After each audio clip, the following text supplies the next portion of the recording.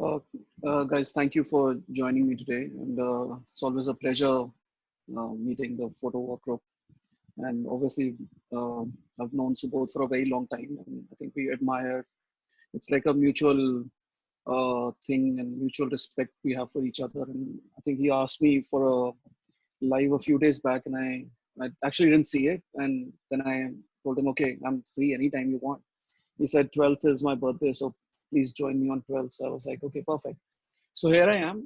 So today we're going to talk about what is photography, and if you have any questions, you can ask me either live, or we can pause a little bit in the middle, or you can ask me the questions in the end, whatever is the format. We And would prefer it to come at any given point. Anytime you have a question, okay, sure. feel free to Yeah. come in. So just Yeah. ask me. Yes, please do that. Just unmute your mics whenever you want. Stop me, and it's going to be like it's not a very formal kind of presentation. So I just wanted to share my 10 commandments that I have in street photography, so to say. So I'll just move on. So for me, photography is merely recording light reflecting off surfaces, and that's what the camera does really. The light falls on a surface, and you record it, and you see how everything looks on the picture. What the end result is. So the question is always like, how is it then the photographer reveals the hidden, intangible something that lies beneath the very surface? You photograph the surface, but you're trying to reveal what is under that. What is the person feeling, for example, or what are his thoughts? So you kind of always look for things that reveal something which is not there, or you're trying to show something which actually may not even exist really, but it's basically your voice. So in street you try to form connections, form relationships with different things, maybe in the background, maybe in the foreground. So that's what the photographer usually does, especially in street. So how do you reveal what's happening on the inside of a person if all you can show is outside? That is always the conflict in photography. That's always the problem, I would say, that you're trying to reveal um, an emotion, or you're trying to reveal a thought, because just, I mean, unless you're doing landscapes or cityscapes where you're just trying to show what it is, you, even in photojournalism, documentary, you're trying to reveal something. You're having a dialogue with your viewer. So this is always a conflict. So photography for me is about fusion of instinct and technique. It's about everything coming together in a rigid frame. It's done with the heart, the brain, and most importantly, the gut. And when I say rigid frame is your basically your 4 by 6 or 2 by 3, whatever the format that you use. That's your rigid frame, and you're trying to get everything right in that kind of frame that you have in front of you. And that's uh, that's where you use your heart, your brain, and your gut. Gut is really important, because if you're not instinctive, because you're trying to capture things as and when they happen, so you have to be a little little quick, or maybe a lot quicker than, I mean, you have to foresee before it actually happens. So you're trying to see events or things which are going to happen next. So you have to be prepared. You have to have that gut feeling. Oh, that person is going to do this, or that uh, cycle is going to come inside from the left, or you always, that is always going on in your mind when you're making pictures. So the various elements in a frame are the subject, the light, the angle, the surrounding context. Everything plays a key role in the formation of a photograph. So these things, like, you can't have a picture, or you can't have a street picture if you don't have a subject. By subject I mean dialogue. It doesn't have to be a human being. You can have street pictures without a human being too. And you have to have light. Without light there is no picture, so you need the light. Angles make for interesting contexts, and you use the background, and whatever exists in reality to actually, when you take street portraits as well, it's very important to keep the context or the backgrounds kind of, you form a relationship there. And these things make a great picture. So for me, these are my 10 commandments. And this has, I mean, I've been shooting for over 24, 25 years now. So this is how I work. And I mean, this is what I would like to share today with you guys.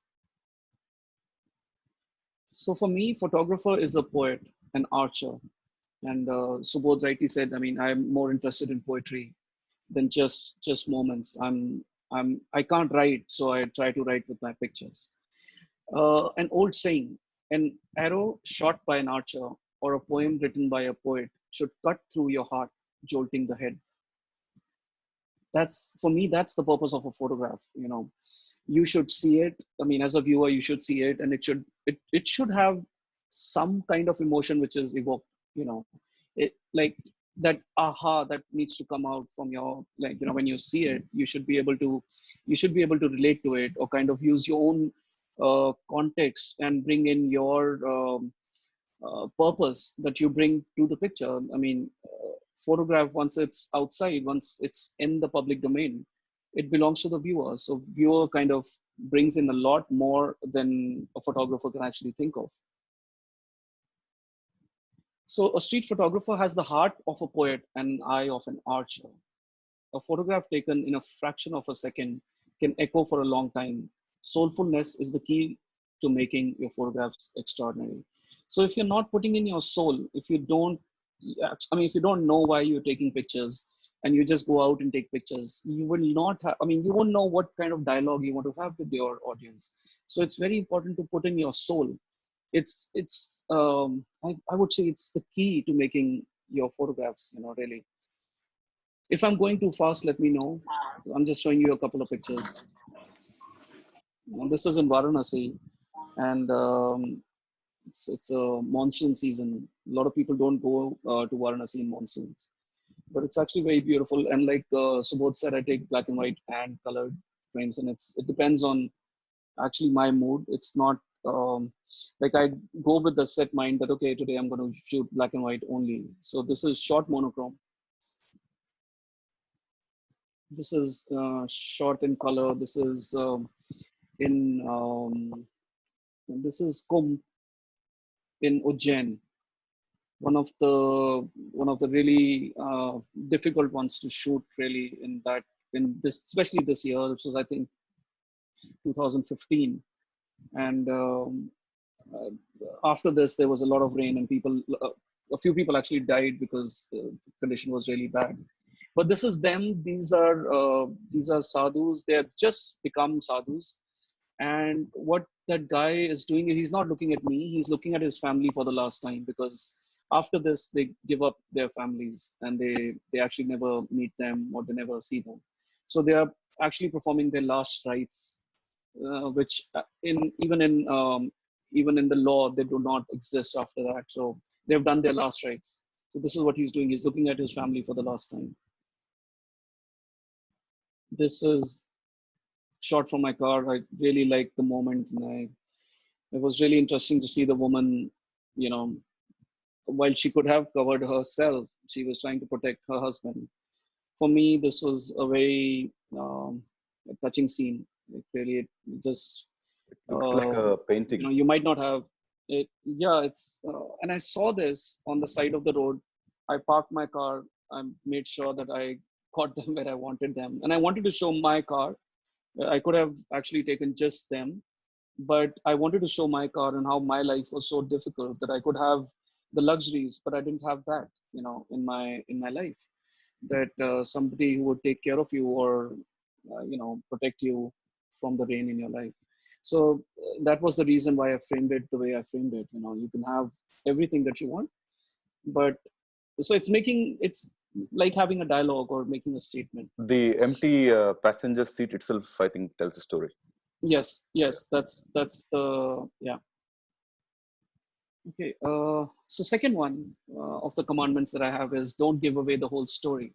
What happens is when we go out, we are trying to, like, you know, take pictures, but as street photographers, our aim is not to give the whole story, because we want the viewer to be involved. So we try to hide a few things, or make it a little difficult for them. It's like a puzzle that we are giving them, and the viewer draws joy by actually solving that puzzle. So while it's the photographer's job to provide visual clues to the viewer, it's equally important to not give away the whole story, because if you've completed the story, then it's easier for the viewer to move on. He doesn't really have anything to add. So you try to add like different things, just to either make him complete the scene or start his thought process. That way he spends more time, more than 3 seconds, I would say. I mean, the life of a photograph is just about 3 seconds now, especially on social media. Even in exhibitions, if you go, you don't spend that much time. So you need to have a conversation with the viewer very quickly. So you're giving them a puzzle, and you'll be surprised how they want to solve it. So just try that. So more of a question than an answer. More, yes. Let the viewer discover. Viewer, depending on who they are, their culture, their education, and their personality, will see different things in a frame. Leave a certain level of abstraction. Let the photograph ask questions rather than answers, provide answers. That's what Subodh also said. So we also, you're questioning your viewer, you're having a dialogue. So it's, and you're trying to make it both sides, not just a single side dialogue where you say something and that's the truth. It's not a documentary picture where you're showing, let's say, a car burning or a riot or something. This in Street, you're not actually giving the answers, you're asking questions. So try doing that in your pictures. So this is what it is. I mean, you're trying to ask questions and the viewer is trying to complete the story rather than you actually giving them the whole thing. I hope people can understand this. And so it's the same, it's different years. This was in 2016, 2015, I think. Same festival. So your vision also changes and you actually see things differently. And this is black and white. This was last year, 2019. So you try to, involve the viewer by creating these kind of elements in your scene. Or you give them something which they look at and they're a little confused. Like, why does a person have 3 hands? Or how are there 3 hands in the picture? So you're trying to create that question, and the viewer will stop and think, like, why the hell, which I think we talk a lot, Vineet and me both. I mean, if you have why the hell, what the hell, where the hell in your pictures, that kind of makes it special. So this is just one of them. So simplicity and complexity. So this is my third commandment. Like, there are no subtitles, no breaks. Unlike a still frame, life is constantly moving, changing. World is a complicated, complex place.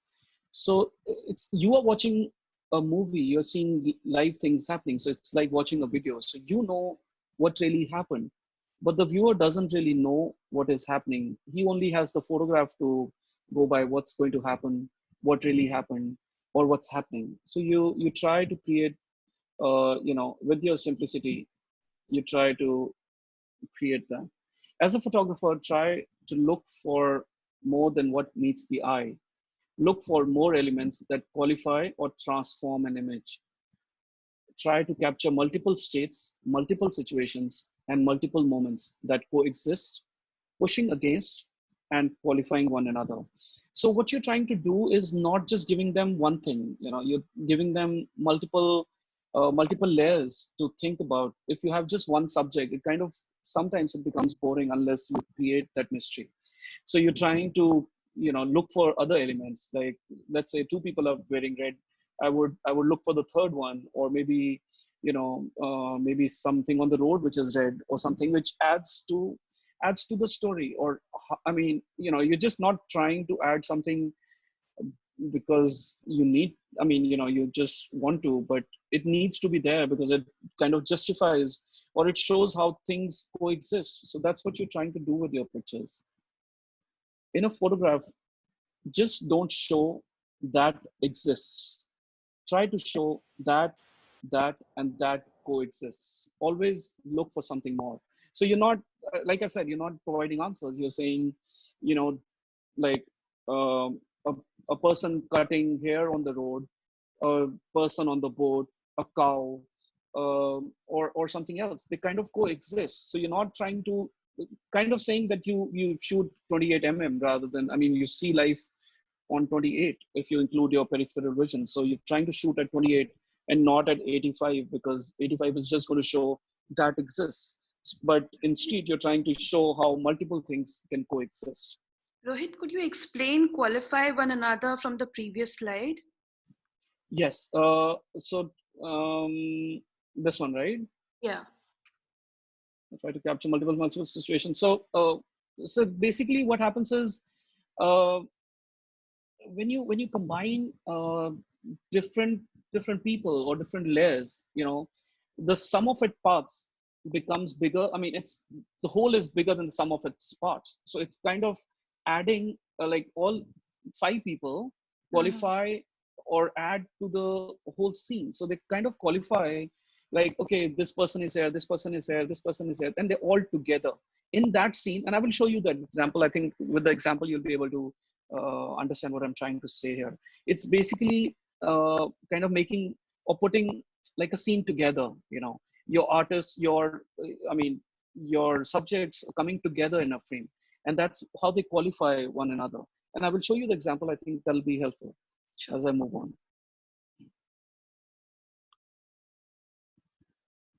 So I'm in a scene. I'm looking at this little girl holding a little kid. There's a guy taking a picture, and so I could actually just take a picture of that girl with that kid, and that's what this may. I would have shown you that exists, right? But I'm looking at more things. So I'm also seeing a girl who's praying, sitting on the floor. There's a guy standing in beautiful light against the beautiful wall. There's a father having a dialogue with his little girl. So what I try to do is you try to add everything in a scene, that everything qualifies and everything becomes a whole, which when you put them all together, it becomes bigger than the smaller things that are happening in the frame. So that's how it qualifies in a scene. I hope that is clear, right? Yeah, it's clear. Okay. Thank you. I think, Rohit bhai, I think the previous picture was on National Geographic, right? Yes. Yeah, I This was remember. National Geographic. Yes. And now, see, also what is happening is the pictures that you're taking right now, they might have value. You might just feel, oh, this doesn't have any value, but historically they will become of value, because if you look at pictures of the same place 10 years ago, it's very different. Now you can't get this shot because they have put iron bars around and they have locked this place now. So things change over the period of time. So you always, when you take pictures, you're also making a context of place. This is Hello, sir. Jama Masjid and the light is beautiful. Sure. Sir, the space between the different subjects are important, na? That's very important. So you're not trying, as much as possible, you're trying not to overlap wherever you can, because if you overlap, then it becomes a problem. If you see, you can actually see me. You can actually see me in the frame. If you see on the bottom, there are 2 people standing. You can see the shadows. There's another girl with me who was shooting, and I'm the other person who's shooting. So I'm right there. I can, if I move my hand, I can touch this guy wearing the blue t-shirt. Thank you, sir. Yeah. So this is again the same. So sometimes you take chances and they pay off. You're not. When I took the scene, I didn't know that the bird is going to fly and there's going to be a shadow on the back. But you take these chances, and these are calculated risks. You see the bird flying, and you see it before it happens. So it's done it a couple of times. So you're kind of thinking, oh, I wish the bird does it again. So you kind of wait, and sometimes magic happens. Rohit bhai, you need to reveal the secret. You and Vinith both know how to whisper to these animals and birds, dogs and birds and all kinds of stuff. Oh yeah. That's what we do. Again, so this kind of a scene, what happens is you see something happening. So what it says on the wall is, obviously some of you will not know. It says in Hindi, it says Padyatra, which is a walk, calling for a walk, basically. This is in 2012, this picture. Sorry? Well connected, I Yeah. said. So yeah, and the hands for me, like politician with his hands like that acts as he's actually controlling us like puppets, you know. And so it's kind of, I saw the guy on the right. If you see, he's lying down on the right of the frame, bottom right. So I saw that guy lying on the frame, and everyone was just going past, and you know things were happening.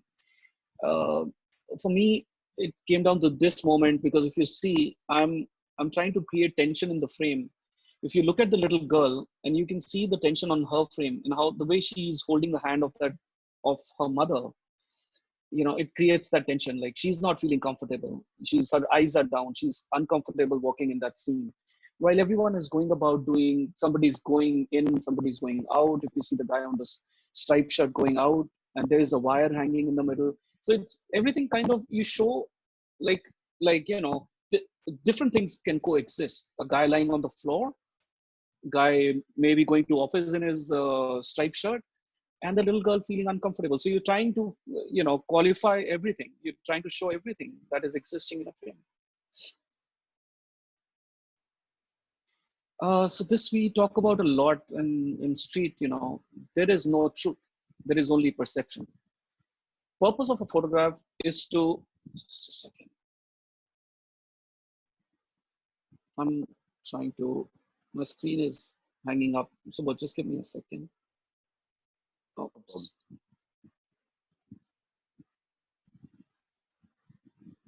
Yeah, so the purpose of photograph is to expose the viewer to the particular moment, the decisive moment, which can be electric, beautiful, and witty. Learn about perception, find the right spot, and the action will come to you. And this is what Subodh was asking, like, how does the bird fly for you, or how do the dogs walk for Vineet, or, you know, so you kind of perceive those things. You see that it's going to happen. If you want a picture of schoolgirls, you're not going to stand outside a shop, for example. You know the school gets over at, let's say, 2 p.m. So you go at 2 p.m. to take the shots, at not in the afternoon. So you kind of know these things, and you kind of use that knowledge, which is, it could be subconscious, it could be conscious, it could be totally unconscious knowledge sometimes, which plays a role. So you find a spot, which is, you find the background, and you wait for life, or, you know, street photography gods to shine that day. And you know, most of the time it doesn't, but sometimes when it does, it makes, I mean, miracles happen. So it kind of but you should still know where to stand. So it's while there is an element of luck, it's not really luck completely. So you are going in the morning, or you guys go for, let's say you go to a particular place to take a picture, you stand at a particular place, and then you're waiting for something to happen. So it's not luck that it happened. You also kind of put in a lot of effort behind it, and you made the shot. You Rohit. always, yes. Yeah, sorry. No, the same question was asked to Vineet during his presentation by someone. Like, how long do you wait for a shot? So I have, if you ask me, like, I have waited for over 45 minutes, really. I mean, I don't mind waiting. I don't mind playing the waiting game. I'm extremely patient, and I'm not rushed into, like Subodh said. And Subodh has seen both me and Vineet shoot. I'm more the patient one. I can stand in a place for 45 minutes, and if I don't get it, I don't get it. But I mean, it's really, sometimes you just feel that something is going to happen, and then you keep waiting, and it might not happen. But if it happens, then it's your day. If it doesn't happen, it's fine too. So, Do you also you keep always, taking photographs sorry. in between while you're waiting for the shot? Do you take photographs and then you look at them and see whether you've got something in them? That's a good question. So what happens is, once you've found your spot, you kind of take 2 or 3 pictures just trying to frame, and you try to see, okay, do I want the pillar on the left? Do I want that bit, those slippers coming in? Do I want that dab of light? So you kind of make those decisions, and maybe take 2, 3, or maybe even 4, 5 shots till you know, okay, this is my frame. This is where I want the person to walk in. If a person walks in, this is where I want him. So you kind of play that waiting game with your scene. and sometimes the light keeps changing. So you're also trying to see if your exposure is okay. Because, I mean, we shoot with Leicas, so you have to read the light. So it's totally a completely manual system. So you're trying to see if the light is changed enough or if it's okay. So you do take a few shots if you're waiting. And if you're waiting for 45 minutes, you have to take a few shots, just to keep yourself busy. Yes. How So do you you do make sure. how do you hide yourself while you're waiting 45 minutes in the same spot? Uh, so usually because you've been standing there for so long, you become invisible, because if and the more crowded the place is, the more invisible you are. I mean, if there is nobody on the street, then obviously you are visible. But if there are like people coming and going, then nobody really cares. I mean, over a period of time, you become a part of the street, so nobody actually sees you. And as a street photographer, you need to be completely invisible, because if you're not invisible, then then you'll get a reaction which you don't really want. I mean, it doesn't look candid. If it's not candid, it's not candid. So you try to, you either, if you're standing in a corner, you make sure everyone has seen you. So they've gone back to kind of whatever they want to do. So it's like when you throw a stone in a river, you kind of wait for it to settle down. So once it's settled down, you kind of start taking pictures. That's what you do. So Rohit, just a question from my side. Sure. You know, when your subject is, let's say, a human or a person, and Yes. it's not a busy area, how do you engage with Mm-hmm. them? Because, sometimes I take pictures and some people are quite offended, or they don't want you to take their picture.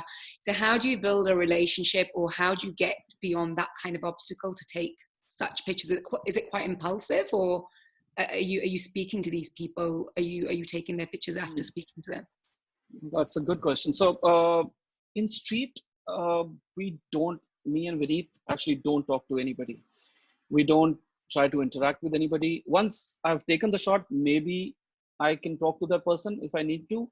If he hasn't seen me, then there's no reason for me to talk to him. It's not who I am. I'm not there to form a relationship with the person on the street. I'm there to form relationships with the person and his background. So I'm sharing my thought process.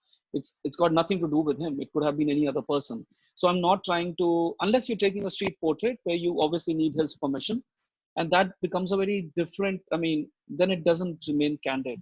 So you try as much as you can. You try to be invisible and actually not have an interaction with them. Once you've taken the shot, maybe you can have a chat. If they don't like it, sometimes you know you have a 90% chance that photograph doesn't work anyways. So if they don't want it, you delete it. So you move on to the next spot, or you wait for another subject to walk in. But as street photographers, we don't really interact at all with our subjects. I hope that helps. Yeah, it does. Thanks. Okay. Hi, Ro- Any other questions at this point? Yes, please. do you use burst mode to shoot? For example, the picture that you showed a while ago with a bird shadow on the shutter. Did you use burst mode or? So I use a Leica, and if you use a Leica, I'm sorry, I'm complaining, but if you take a burst mode, the camera will stop after taking 3-4 shots. So you Nikon guys can be really happy about that. But we don't shoot burst. Motherboard will burst.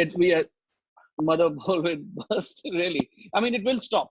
Technically, it will stop in 3-4 shots, so you'll have to wait for it. So we don't take burst mode at all. You'll never see any of our pictures. You can see the contact sheet. You will see that there's no burst mode. We never do it. It's a matter of choice. You could if you wanted, but then again, you can also take a video and then come back home and just take the moment that you really want. So the joy is in getting that moment rather than making it happen. You kind of take. I mean, if today's cameras can take a beautiful quality HD video, and so you can cut the moment wherever you want and make a frame from that. So there's no intellectual joy in that. So you're trying to burst is only when you're taking.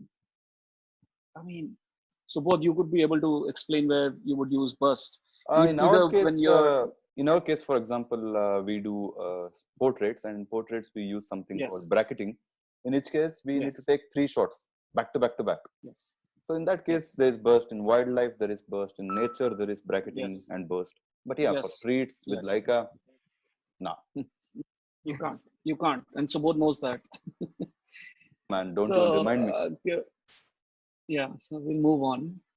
What about the Uh, Ujjain picture, Rohit, sorry. where Sorry. he was turning back, and that was kind of unique because how would you anticipate that kind of moment? Which one? Sorry. The I'm sorry. Ujjain picture. Speaking of Kumbh He picture. did come picture, right? So they do look back sometimes, you know. So you have that knowledge that somebody looked back. So you kind of are waiting that one person might look back and the others don't. So the idea is not just one, like everyone looking back. The idea is also you have one person looking back. So you kind of see it happening a couple of times, and then you frame it the way you want, and then you wait for it. That scene is not cropped, so this is the total frame. So it's a matter of luck sometimes. Like I said, like a person turned, and he turned at the place where I wanted him to turn, and he was the brightest person. He was a slightly different color.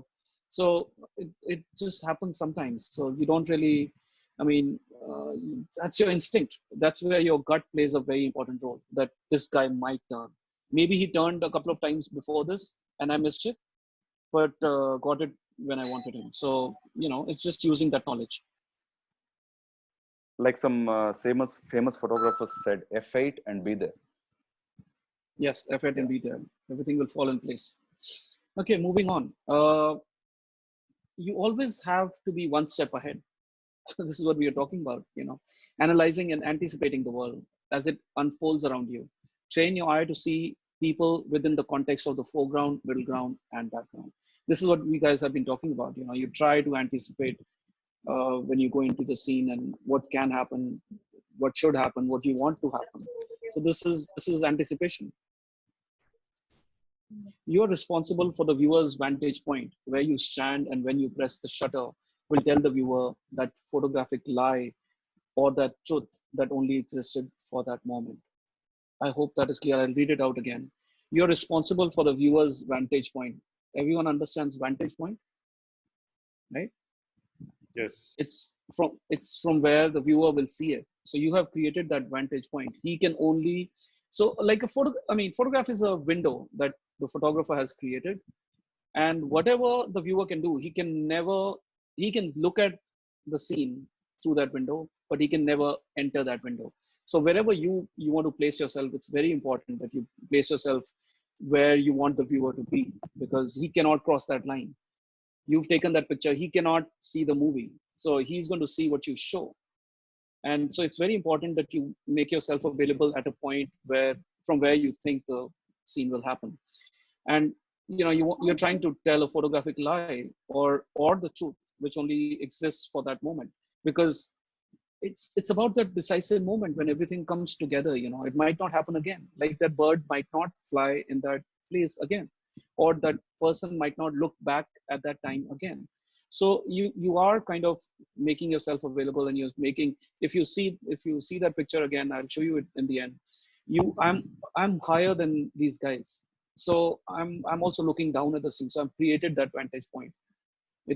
I'm not parallel to them, I'm not standing at their level. So that's what you do.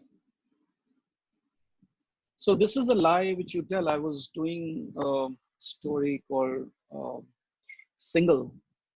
So I saw this bird sitting. If you see, this is like a contact sheet. I was shooting with the iPhone, and if you see, there's a different context in the three scenes. I chose the one where it made sense for me to show that it's single, that the bird is single. He's looking at a couple of chairs which are empty. So it kind of evokes a different emotion than what it would at a different point. If I had chosen the one which is the first one on top left, it would have meant that I have moved on, you know, because the bird is looking in the other direction. It there's a different emotion to it. So the story that you want to, you know, tell, you choose or you select the picture accordingly. I hope you understand what I'm trying to say here. Anyone? Any questions? Yeah.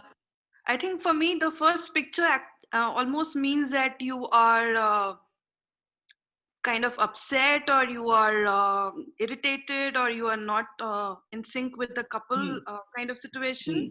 The Hmm. picture you Hmm. have finally chosen almost means that looking forward, or waiting, or I am anticipating, or there is a kind of sense of waiting over there. Yes, that's exactly what I wanted. It was me showing a loss in my life, so that it's not over, kind of that the feeling of being single is not over. So you're looking at a couple of chairs and you're looking back at life, so to say. And in the first one, it means, I mean, for me, it means a very different. And what you said is right. It's looking in the other way. It looks angry or annoyed or looking in the other direction. While the picture that I've chosen is looking towards it. It's basically looking inside rather than looking outside. That's what I wanted to show with this. So you try to choose and you show the scene or show that picture as per the project demands, or what you want to show. Again, so, and this was also about vantage point, where you stand. You've seen this picture, the bird is not going to be there forever. So you take a few quick shots and hopefully everything falls in place. This is a picture of a picture. So I'm standing in a place trying to create context, and I've created a vantage point where you feel that this kid is actually jumping off those two boxes and he's holding on to that red thing. Although it's nothing like, there's nothing like that happening in the scene. It's just a picture of a kid who's jumping and there's no actual kid in there. So, you treat your, everything that you see in the frame basically is, there's no human being in this picture, but you've created that context and you've created that gap between the shoes and the box. So it looks like he's jumping. You've made that gap. You've placed the hand next to that circle thing that he seems to be holding on. So you created that angle. That's where the viewer will see it from. If you move left or right, the photograph changes. So that's what you're trying to do with your pictures.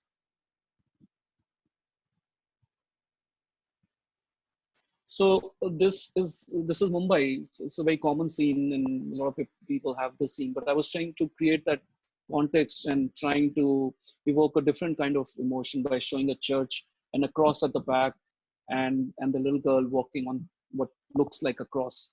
So you try to create context with the vantage point, by going down and getting just the edge of the church, not the whole thing. There could be 100 people standing under her, or clapping, or somebody collecting money, but the context is not there if you don't create that vantage point.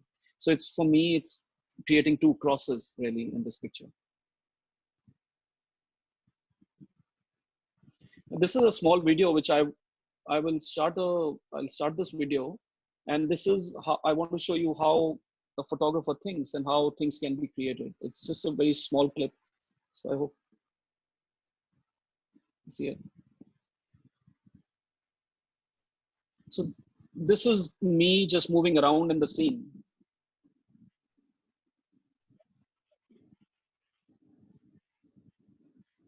So what I'm trying to do is I'm trying to go close, trying to create context.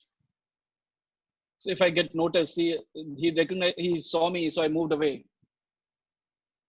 This is me trying to frame. So I'm seeing if I want him on the right side of the frame, but I feel that's too empty on the left. So I move a little left and I create this context. So you're always trying to move around the scene, and a scene can have different opportunities. So you always stick to the scene. And so I could have taken, I took that shot over there, and that's how you kind of look at a moment. I hope that helps in how a photographer sees. I'm trying to show like how I thought in that moment. It's like showing you a contact scene. So yes, this is the picture that was created through there. So that's the context. How you move around, and how close you can get. People say, "Oh, I feel uncomfortable."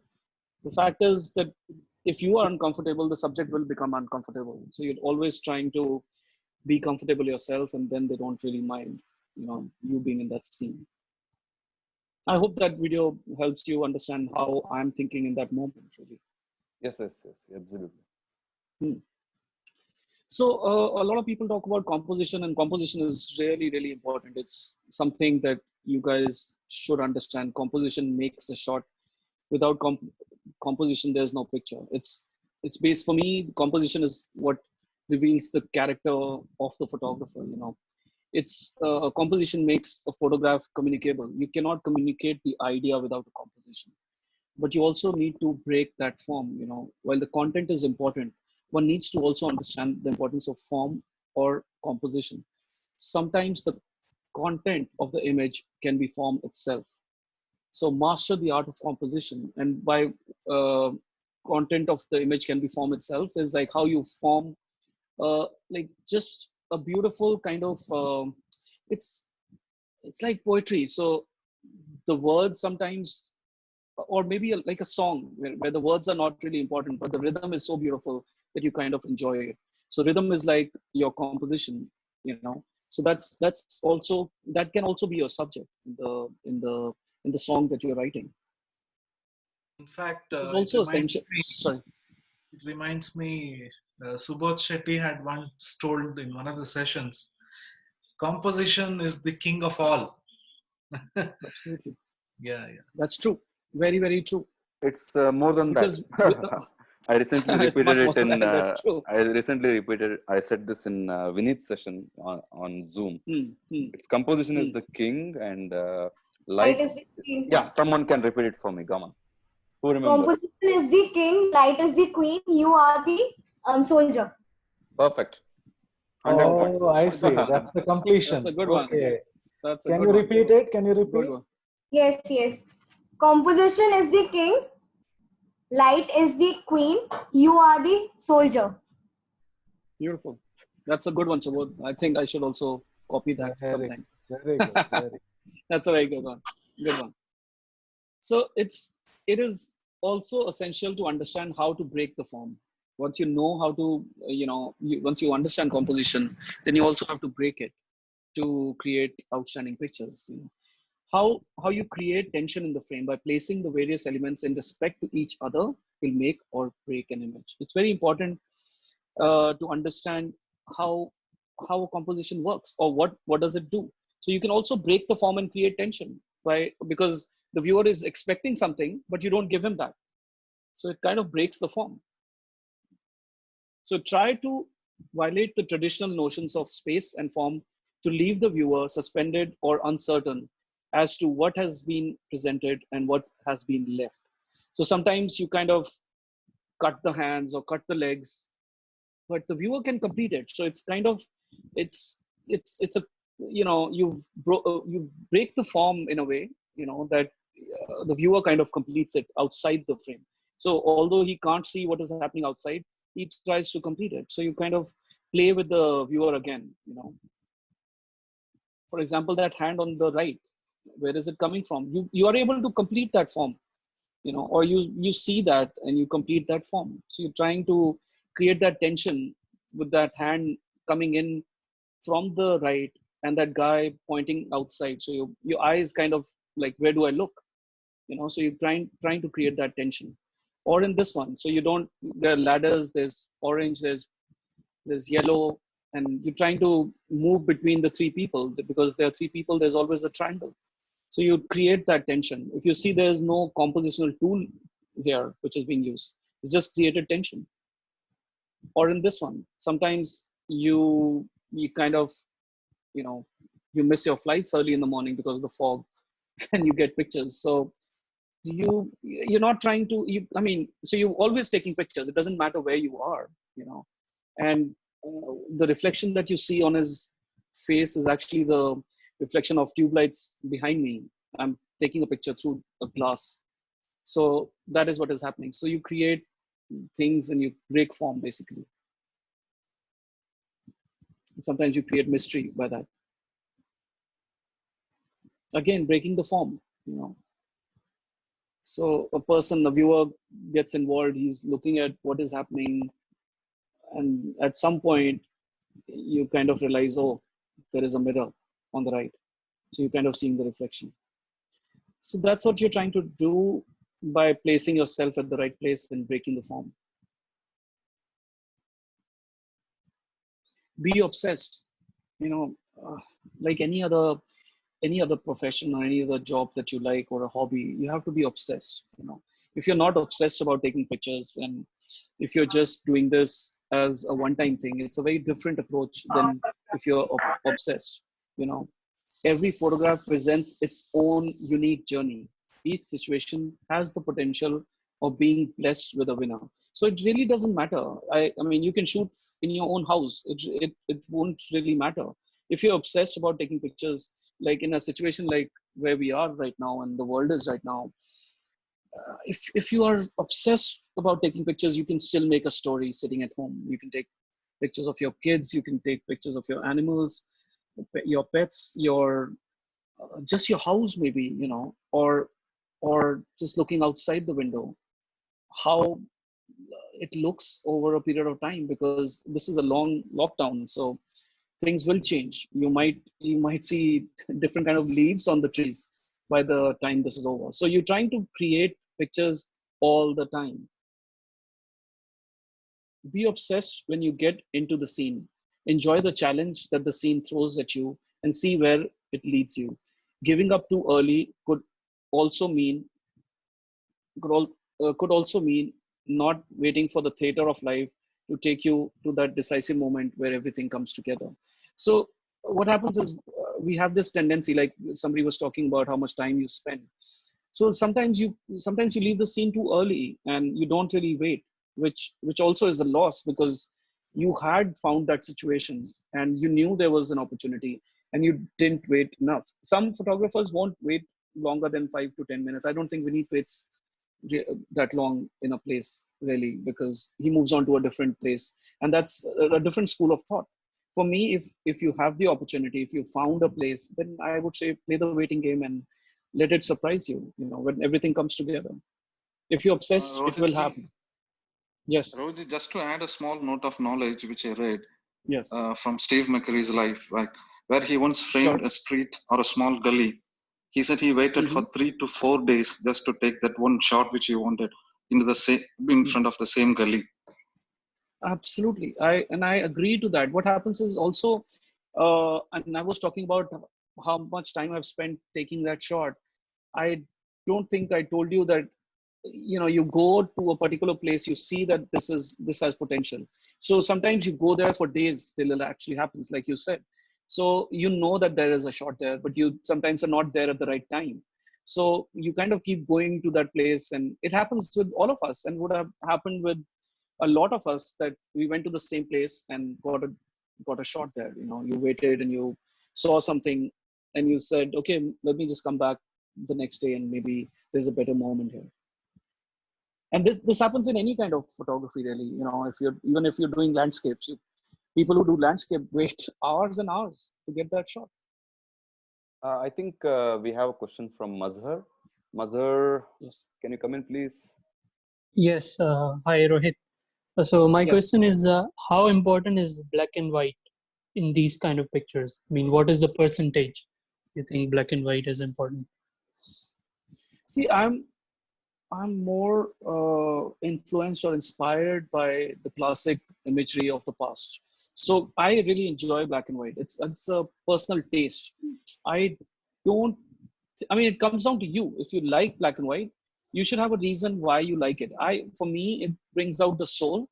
So I kind of like black and white. I mean, you know, you might not like it, or you might like it a lot. So it's a matter of choice really. And since we've been shooting from the days when, you know, you only had film, so you also had to make a choice. Were you going to take a black and white film, or you going to take a colored film? So you've come from that era where your camera could have only one roll. So you decided beforehand. So we've shot a lot of black and white. So I have that love, or it's like, you know, you're being romantic and taking black and white pictures. So it's a very personal thing, Mazhar. And if you enjoy black and white, it's a very different game than colored, because color adds a very different perspective to a scene, you know, and values are very different when you take pictures in black and white. because red becomes a different tone of gray and it doesn't stand out. So you should know values more than like anything else, more than light also. You should know what will look like what if you're taking black and white pictures. It's very important. It's an exercise by itself. And it really, in black and white for me also helps in kind of finding moments really, because you are so you concentrate a lot more on moment when you take black and white pictures, because color has no effect.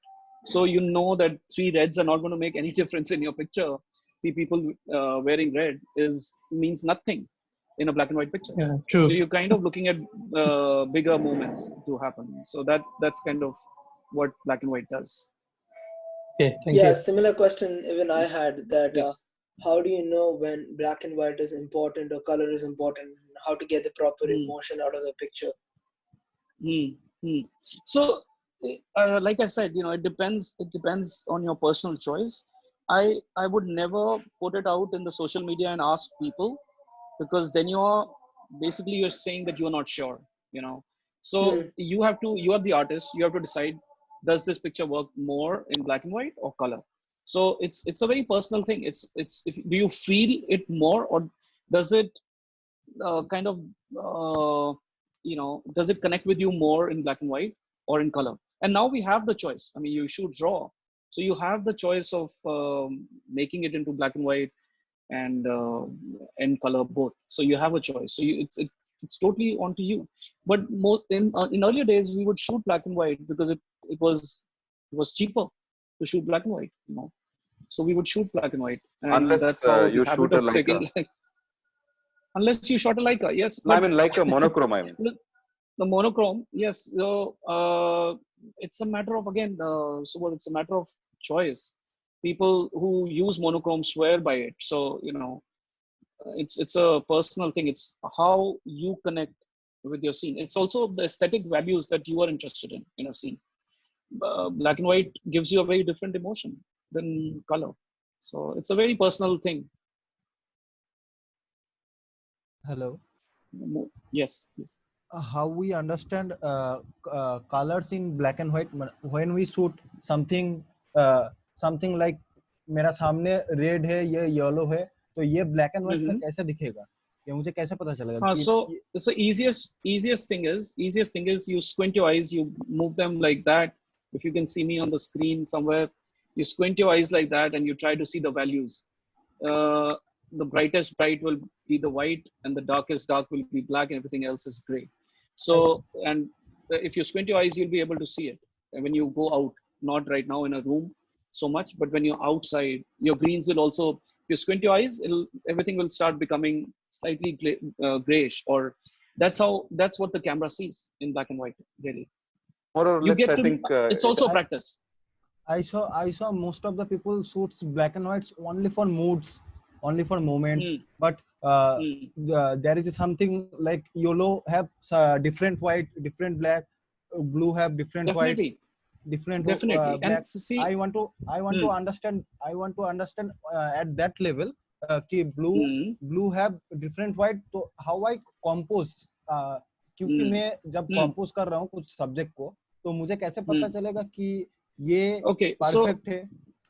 Which camera do you use, if I may ask? Now Sony. So Sony will have a black and white stimulation mode, right? It has a electronic viewfinder. Most of them have it. So you can see black and white. I would suggest that for a month, do that exercise, go out and shoot black and white. Okay. By the end of the 30th day, or once you've taken 1,000 shots, you will know what looks like what, because you're seeing real life and you're also seeing a simulation of that in real life. So I would say, like, just try it out for a month. You will get to know what looks like what. It's just a practice thing. It's basically taking your first 10,000 pictures. So you know what, and I'll tell you an interesting story. I met a Nat Geo photographer, and so he is a Thai photographer, and I'm telling you the story for you to understand black and white and color, and how and what people do. So he was a poor guy. He was a conductor in a bus. To his story, now he's a National Geographic photographer. So he just got a camera and he wanted to take a few pictures. So he would ride in the bus. He was a conductor and he would take pictures every day, but he realized, this is not going to work out because I go from one station to the other and I'm just taking pictures. So I'm not going to, get a lot of pictures. He moved to the army and the army told him, okay, you know how to take pictures. Why don't you take pictures of the army? He started taking pictures of the army and the war and stuff like that. So he didn't know he didn't know anything about the camera, right? He didn't have, obviously there was no Google to tell him this is the mode. There was no YouTube to tell him. So he didn't know how to operate it. So, and he had no booklet. He has a second-hand camera, which didn't come with the booklet of the camera. There's no manual. He doesn't know how it's going to work. So one day he decided he's going to open the camera. This is a true story. So he opens the camera piece by piece, every screw in the camera, he opened it to understand how it takes a picture. And I'm talking about a conductor. He had no knowledge. He did that and he understood, oh, this is how the light gets in more. If I do this, this is what is happening. This is how the light is working. Or this is, if I use a different film, what's going to happen? So that's the kind of, you need to have that much passion. So if you want to learn more about black and white, I would suggest that you take at least a month. Don't give it up. Take black and white pictures for a month. You will know the values. It'll become so easy for you. It'll be very intuitive. You will know, oh, this is going to look like this. It's very easy. Just with practice. And the good thing is, most of the cameras, I'm not sure of Sony and all, but at least Nikon and etc. When you take a raw picture in black and white in the camera, it comes as color when you bring it to laptop. So it's not like you're losing the colors. Yeah. At least you learn the habit of. A DNG file is yes. You can set the cameras. Most cameras. I don't know about Sony also. So you can set most of the JPEGs to your black and white, and that's what it will show you on the screen. But you will have a DNG file which is color. So you're not really losing anything. Just an exercise. One question here I want to ask. Sure. This is Almas. So I personally like black and white pictures a lot. I mean, I haven't taken too much, but I personally like them, and I keep on looking the photographers who work on black and white. So whenever this is what I face whenever I go out with the view. Dimag mein ki I have to click black and white. The moment I see sunsets with lots of colors and coming now, it's like cholo black and white. Let's go for color. Let's capture the color. So every time when I go out, either I do some portrait. So black and white it's very fine. But whenever it comes to black and white for landscape, which I personally like a lot, but every time this happens with me, I see the colors, I see the clouds, like leave it, go to color. So again, it comes down to how much drive you have, because we come from that period where we didn't have a choice, so we've learned it much more, that you only have. Why don't you go out one day and you say, okay, I'm going to just shoot black and white, and whatever comes my way, you have a DNG file in color anyways, but you're shooting in black and white as a practice. So you're not really losing anything. You're not coming home with getting a heart attack that, oh shit, I missed this shot, should have been in color. So the more problems you have, you kind of become more innovative with them. So because we had that challenge, that, okay, if I don't get it, I don't get it. It'll be zero. So you could actually get it wrong. The day you decided to put a black and white film, you might see a beautiful sunset, but you give it up. Because that's the choice you're making. So you try it. You learn to live with it, really. So I would say do that exercise again. The same exercise that I've told them. I think do the same exercise. All right. Thank you. Okay. Anybody else at this point? I'll move on. Okay.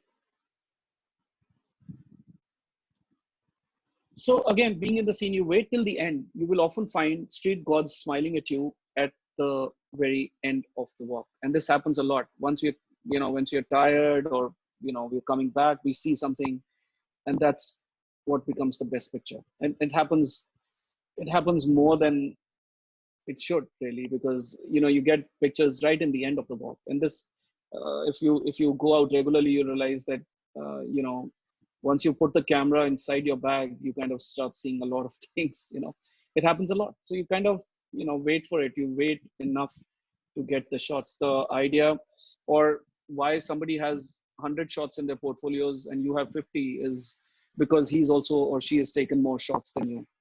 So keep shooting. It's very important to be obsessed with shooting. Again, I'm going to show you a scene. It's again a small clip, and why I'm saying to be obsessed. So how in a scene itself you can have different opportunities. Just see this.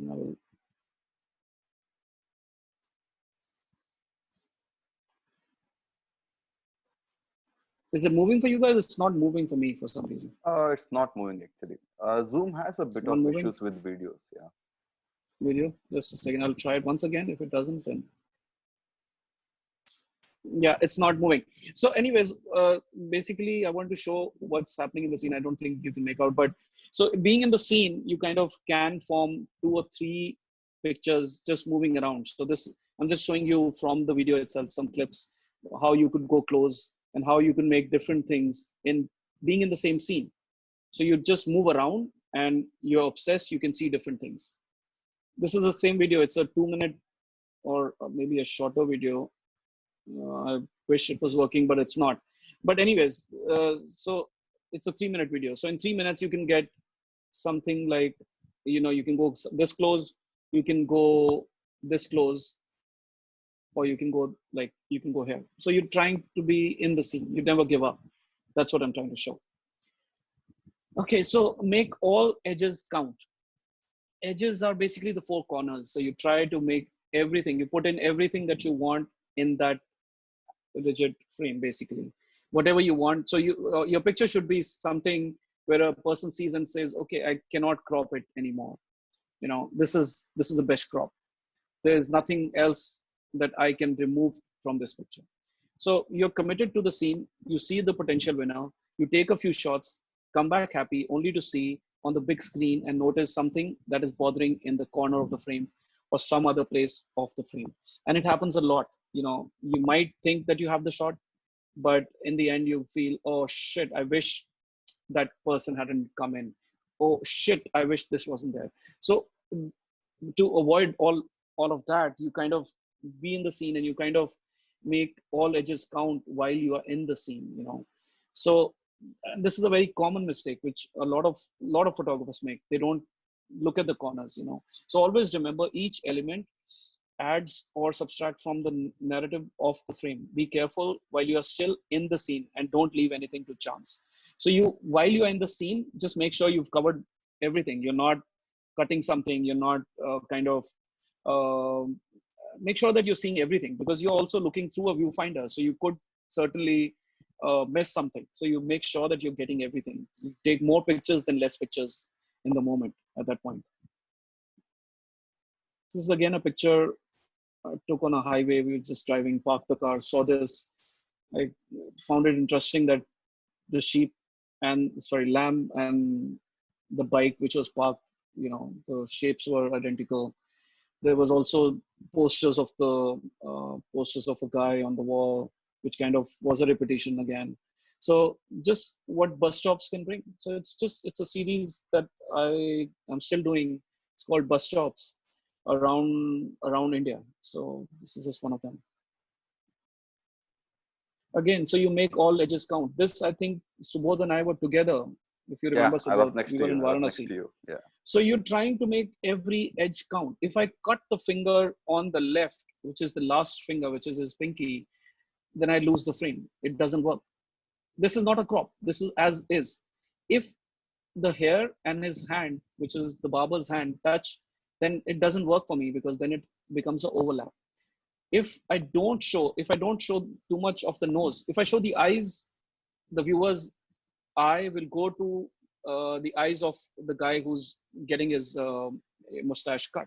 So I only want to have one set of eyes. So I'm trying to make sure whatever I want is in the frame. This is like, you kind of become obsessive. You take maybe 20 shots to just get the one that you want. Rohit, in the previous shot, Yes.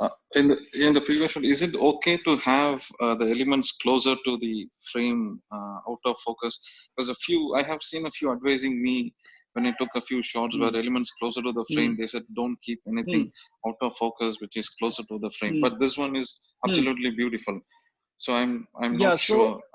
I'll tell you. So this is this is again f8, although it looks like 2.8. It's f8. It's because I'm so close. So I mean, the camera can't really focus that close. So it's just because of that. And you can make out I'm that close because his hand is almost, I mean, I'm almost touching his face. So in this situation, you can't really do anything. It is f8, but it's because the gap is so little, it can't really focus. So that's the problem. But yes, you're right. You should always in Street have f8 and forget about everything else. So try to have everything in focus in your films. Yes. Again, you see how somebody is sleeping, somebody is kind of, jumping around, tossing and turning on the carpets. So you're being, again, you're trying to look at all corners. I hope nothing extra is there, nothing less is there. Just, it's the same thing. So you get the guy that you want, and you get the fire that you want, where you want him. Because we try and, I mean, me and Vineet, we don't really crop our frames except maybe like 4 to 5%. If sometimes we maybe straighten it a little bit or something. Other than that, we don't crop our frames at all. So you make sure that everything is where it needs to be. Rohit and Shai here. Yes. I've Yes, seen many hi. of your pictures similar to this. How do you take this kind of Yes. shot? So this is, I haven't taken many of these shots though, but this is basically flash on second curtain, I think. So both you would also know. I mean, this is what you do is this is focusing on the main subject. So what I've done is focus on the main subject. There's a flash, which is firing when the curtain closes, not when it opens. So it's a little technical, but it also relies a little on luck. So I wouldn't suggest that you do this all the time, but this is good as an exercise. Just, once you have your camera and you have your flash attached to it, you will see that there are two options. One is the first curtain and one is the second curtain. So once when the sensor is basically open and once the sensor is closed. So this is when the sensor is closed, the flash fires. So you kind of freeze the thing in front of you and everything else kind of moves because it's not that speed. A lot of hit and trial in this though. I wouldn't suggest you do that. It's more of a fun exercise. Okay, thanks. But if you want to try it, yes, that's how you do it. You put the flash in second curtain in your settings. No, And during when our you take, Varanasi trip, you had shown this and I saw you doing it. yes, I tried it. so you kind of, I have no idea how to do it this. didn't work. No. Okay, so you also kind of, once, if you can see me on the screen, I don't know if you can, but you hold the camera in your hand and when you fire, so you move a little bit like that too. So you move in the direction you want to create that motion. That's what I'm also doing. So it freezes the person in front, but moves the person, everything else at the back. You will see, there'll be a lot of YouTube videos on this. So it's you more or can less like Google it. shooting a panning shot during the day. What you do during Right, panning yes, is the same exactly. formula, but with the flash and a bit of a slow shutter. Absolutely. Yeah. Bit of a slow shutter. Yeah. So Slow shutter shutter. would be at 1. Yes, the shutter would be 1/4, I think, or 1/8 in the shot. But because of the flash, it freezes the action, which is the closest to us. Yeah. It's like pan shot mixed with a flash at the end of the shot. Absolutely, absolutely, absolutely. Shami. Thank you. Make mistakes. I think what happens is we are trying to. Life is all about. It's not perfect. Life is not perfect. So you try. I mean, you make mistakes and you learn with them. Like any other craft, you don't become a master in one day. Your willingness to learn will define who you are as a photographer. Mistakes are your sketchbook. By sketchbook, I mean you kind of basically go back to your drawings and see where were you going wrong. before you actually finalize. What happens today is you pick up the camera and you want to be a photographer. It doesn't work like that. You don't enter a boxing ring and you say, oh, I'm a boxer now. It doesn't work like that. You want to become a doctor, you can't in a day. But we all want to buy a camera and become photographers. So it's kind of practice, kind of mistakes. When, again, I'll go back to the days that we were shooting film. So we would write it down in a diary that, okay, these are the 36 shots that we took. What was the aperture? Because there was no EXIF. So you would write down and you would learn from your mistakes. It became so important to us that we knew that because it was, every mistake was costly. It wasn't like a digital frame that you could delete. So you would, you would have spent, let's say, 150 rupees on a roll in those days. And then you take a contact sheet. You can't afford to get everything printed. So you take a contact sheet, which was around another 150 rupees. So the mistakes were costly, so you would learn from your mistakes and make them, you would make sure, that you don't repeat them. So it's very important when you come back and let's say you go on a trip, for example, you go to Varanasi and you come back and you get 10 shots. So you don't just look at those 10 shots, look at the rest of the 2000 shots and try to figure out what went wrong. What is the maximum, or what is the mistake that I'm making? Is my aperture not okay? Is my speed not okay in most of the shots? Or am I not looking at content? So you kind of, in your mind, you kind of realize, oh, I'm not understanding exposure that much. So you try to fix it in your next trip or in your next exercise. So it's very important. The mistakes will help you and they'll help you grow. Often happens during my workshops also that people make wrong shots and they immediately delete it right there and then. I always tell that keep it, maybe tomorrow, day after a year, after 2 years. When you grow in photography, it's very important to look back at these pictures because it teaches you more than. Yeah.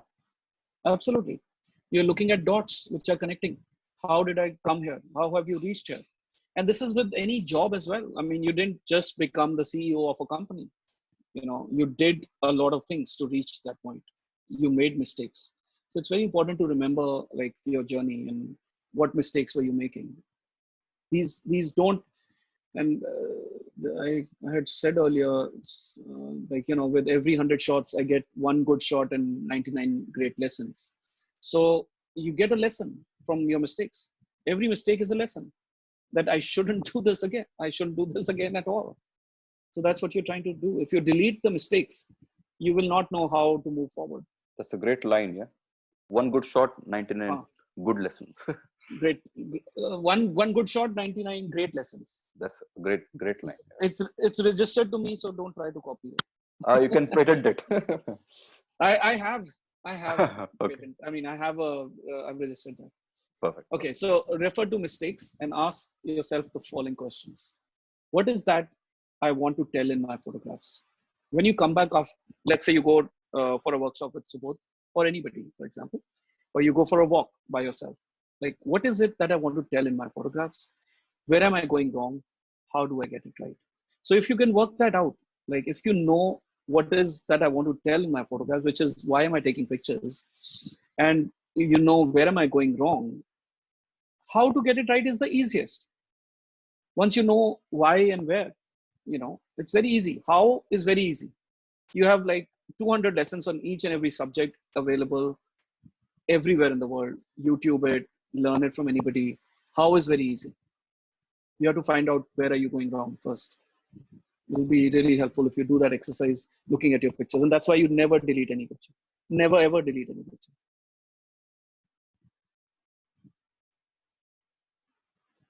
This is at the same place, same year, 5 minutes apart from the shot that I showed you earlier. Same Kumbh. Looking at you this time, or is he looking at again someone else? He's looking at somebody behind me. So I've placed myself in a place where I know one of the relatives is behind me.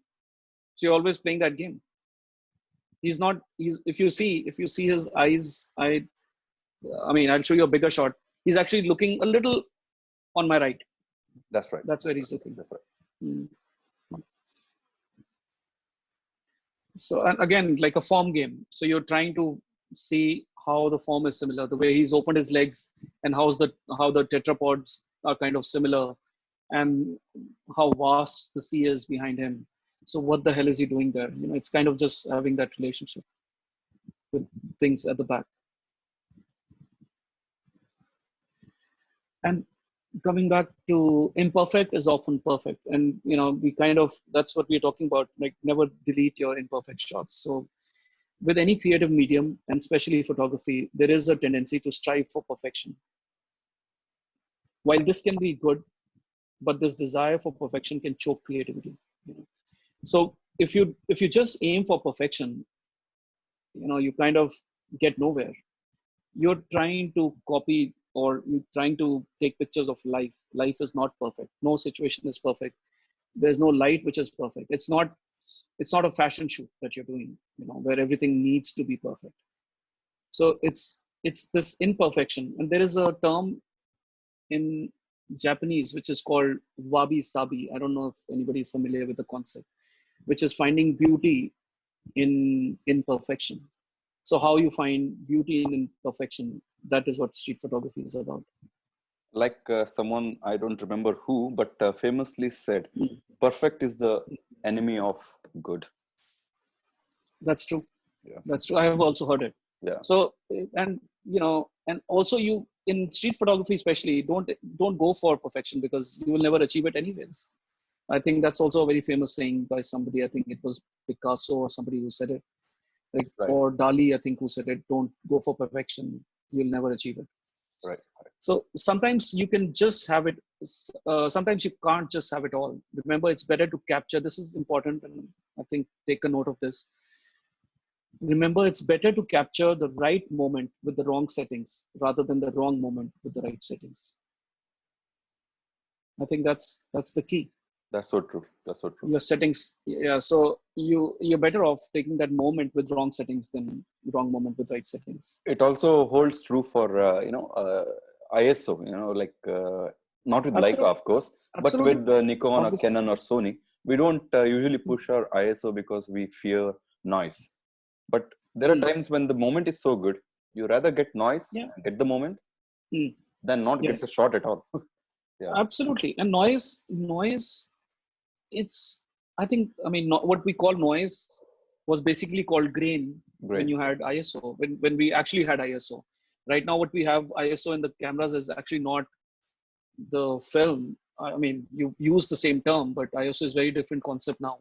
But the grain that you get is, I mean, it makes it more aesthetic, I would say. So some moments you enjoy that grain because it kind of enhances the moment, or it kind of brings that aesthetic value in a frame, I would say. So don't worry about your settings that much. You know, worry about the moment more than your settings. Yeah, there's one thing I say. I will patent this line before Rohit copies it. Let cameras make the noise, not you. Oh, that's a beautiful one too. That's a good one. Guys, write it down. That's a beautiful one. Patented, yeah. Wait, yeah, but you can share it. Once it belongs to all of us now. Yeah, everyone can use it. So this is again in Varanasi, same workshop. I think this is the same one we did in Varanasi, Subodh. So early in the morning, I go out when everyone is packing. I think it's the last day. And so it's basically the settings could be wrong, but the moment kind of works. So you kind of don't worry about if your setting is wrong or not. I had the right settings, but there was no frame in those pictures. But here the setting is not okay, but the moment creates the picture. Such a beautiful and this one. is also, So when I saw it, I didn't. So you kind of go back to these pictures sometimes because you don't see it in the moment, and you see, oh, maybe it doesn't work. But you come back to these frames, you see them later. I hope somewhere in the slides you have the split screen. Subodh, I don't have the split screens, but I can show it. I think I can. Because I remember this picture in split screen. It's come out so well. Yeah, this is in split screen too. Again, there was a time when I was shooting a lot from the car. So it kind of signifies the mood, really. of the rain and women walking. The settings could be really wrong, but the black and white kind of enhances, and the content is there, so you kind of live with the moment. Again, the same thing.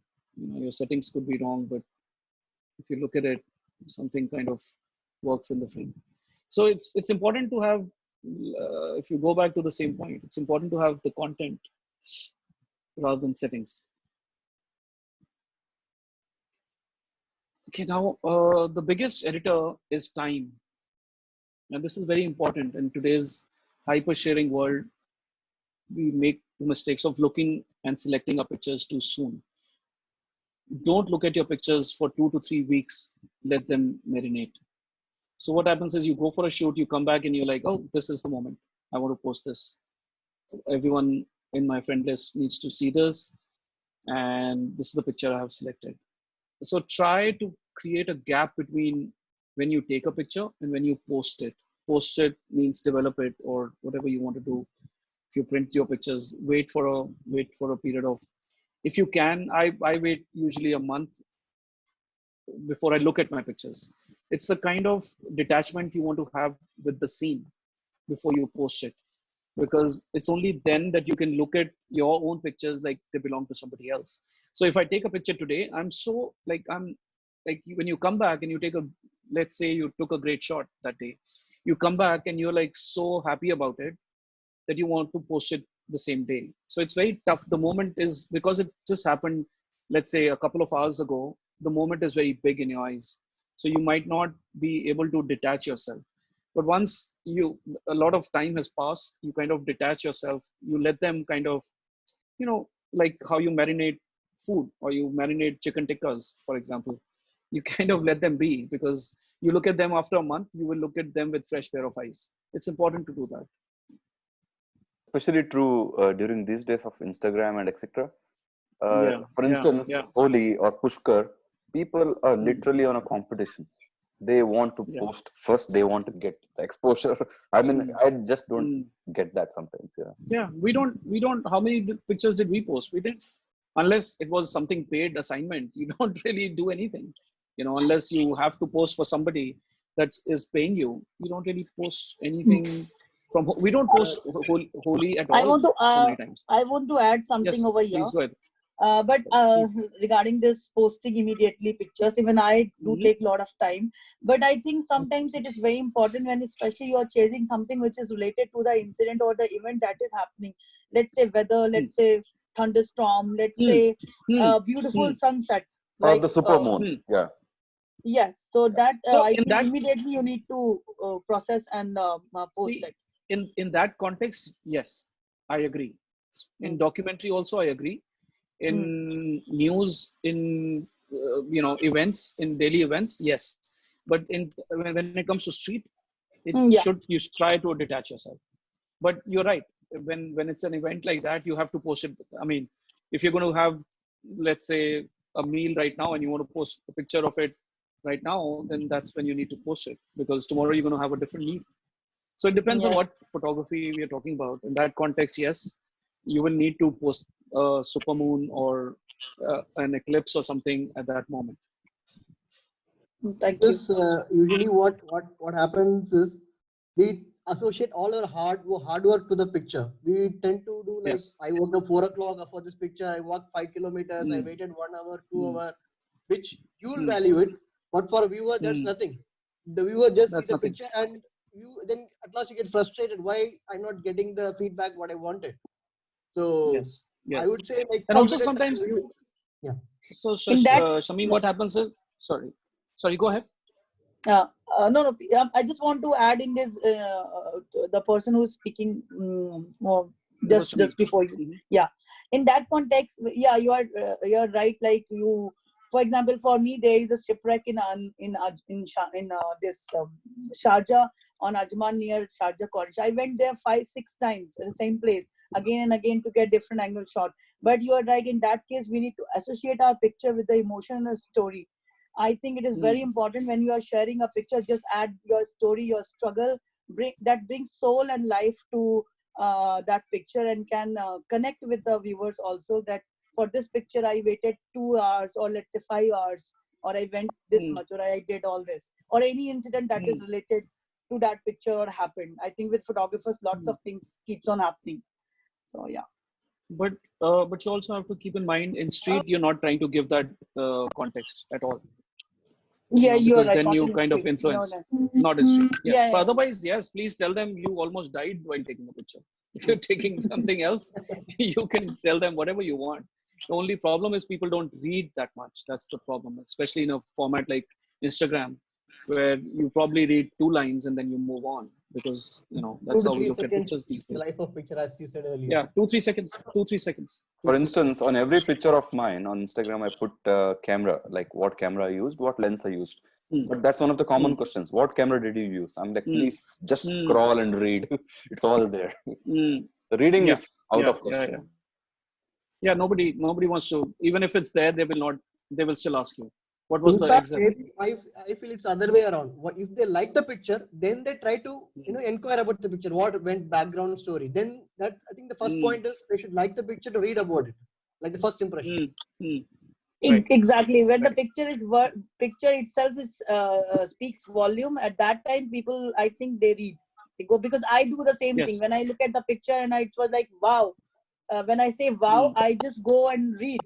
And for me, it's an inspiration, and I try to learn from that photographer ki bhai isne aise kiya, so I'll also do the same. Okay, moving on. Rohit bhai, one question here. Yes. Like yes. You told like okay, you keep the photos for 2-3 weeks to marinate, and then you look into it, and you try to find the best shot from that. But like when you shoot on a particular day, like okay, you got a good shot. Okay, in mind you know that. So have you came back home any days like okay, there is no good shot, and how you dealt with it, like on that situation or that mood of yours? Most of the days are like that. You come back empty-handed. It's like going fishing. Sometimes you catch the fish and sometimes you don't.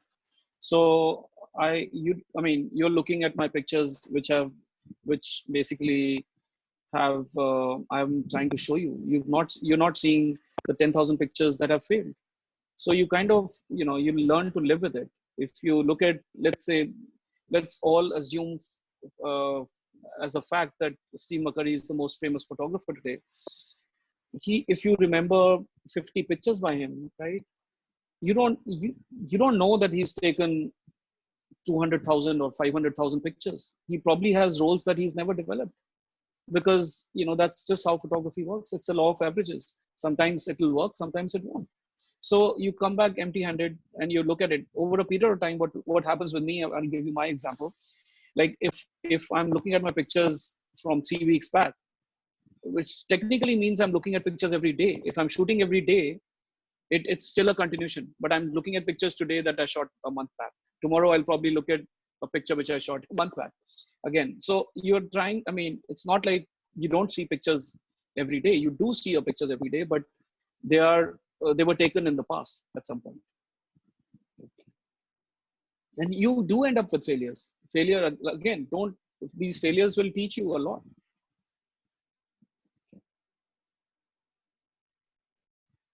Okay, moving on. How you perceive your work the day you shot, it is significantly different from 2 to 3 weeks later. Time helps you distance your work from the sentimental attachment to a photograph. Because you take a picture the same day, you are involved. You thought that picture was great because you took it that morning. Like we were saying, oh, I went at 4 in the morning, I did this. You're thinking it's great, but it might not be great. There might be some other picture which is actually better, but because you didn't.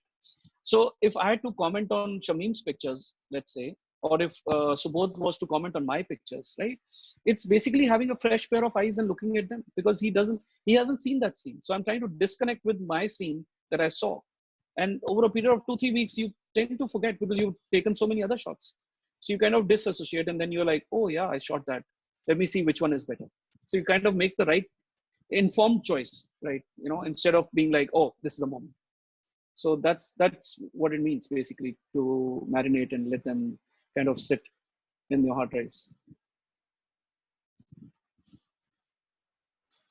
It is always a good idea to revisit your earlier works just to see if you have some ignored winners. And this is why you look at your own old pictures, because as you grow, your definition also kind of changes. You kind of like some other works as you grow, and maybe you had those kind of pictures in the past. So it's important to always go back in time. That's why you don't delete pictures, like Subodh was saying, because you might have some winners which you actually realize much later.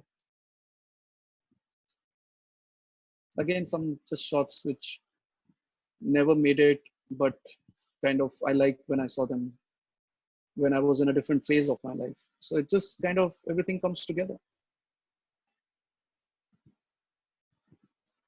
Again, something at the moment I didn't see it. I was taking pictures from a moving car, again using a flash. I'm not driving, I'm on the left. But I didn't see it in that moment. I saw it much later. That his eyes were funny, he's looking at me, and the raindrops. So I didn't process it for almost, I didn't see this for almost a year. A question here. Yes. Eye contact, the ever-growing Yes. debate. What is your take on that? If you see this eye contact, there's a difference in eye contact and Yes. incidental Yes. eye contact, right? Yes. So Yes. incidental eye contact is okay, right? If Okay. it Okay. looks like so in a normal eye contact, it will look like he has taken a picture of you. In an incidental eye contact, you have basically reacted before he could. So if you look at him in this picture, for example, it looks like I took a picture before he could actually see me. So it's kind of Absolutely. incidental, like, or we Yeah. both looked Yeah. at each other at the same time. So that kind Yes. of works. But straight away looking into the eyes, I think that for a street picture, it becomes a little complicated when you do that, because you kind of change the context of, the idea of the candidness goes away. So that's Okay. very important that you try to avoid eye contact in most Okay. Okay. cases. Okay. And that's Thanks. also maybe why I didn't see this shot earlier, and Hmm. later realized that okay, it kind of works. Yeah. It's a nice feeling there. Yeah, and it's like a more moody shot, like in the rains, daily rains kind of shot. So that's what it Absolutely. is. Yep. So Thank you. just going to the 10 commandments, that you can take a picture of this if you want. The same things that I've told you. You want to be a poet. You don't want to give the whole story. You look for complexity. You try to lie effectively. You try to break the form.